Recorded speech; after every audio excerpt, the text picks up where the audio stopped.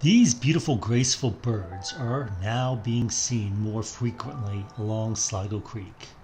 What are they and where can they be found?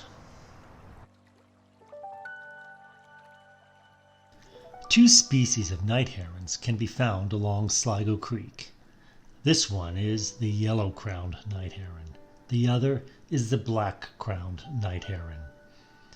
The name night heron refers to the largely nocturnal feeding habits of this group of birds, though the yellow-crowned night herons often feed all day long. The yellow-crowned night heron feeds heavily on crayfish. They will also feed on frogs, insects, and fish. Its wide, stout bill is good for crushing and eating hard-shelled crustaceans like crayfish.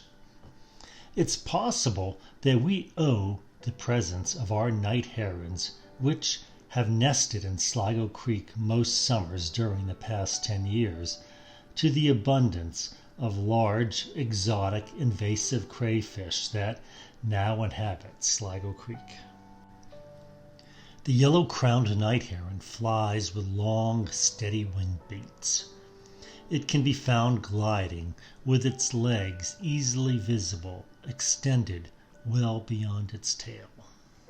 If you are interested in observing these birds, they are found in our wetlands. They also like our stormwater management ponds. They are tolerant of humans and are often found feeding in wetlands and ponds near busy roads and man-made structures. This heron is at home just yards away from the Capital Beltway.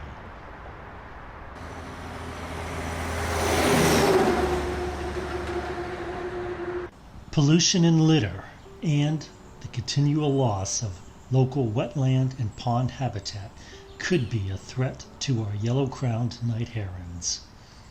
This is one of the many reasons why we need to be vigilant about protecting and preserving Sligo Creek. If you enjoyed watching this video, please give it a thumbs up and leave a comment. If you want to see more videos like this, subscribe to our channel.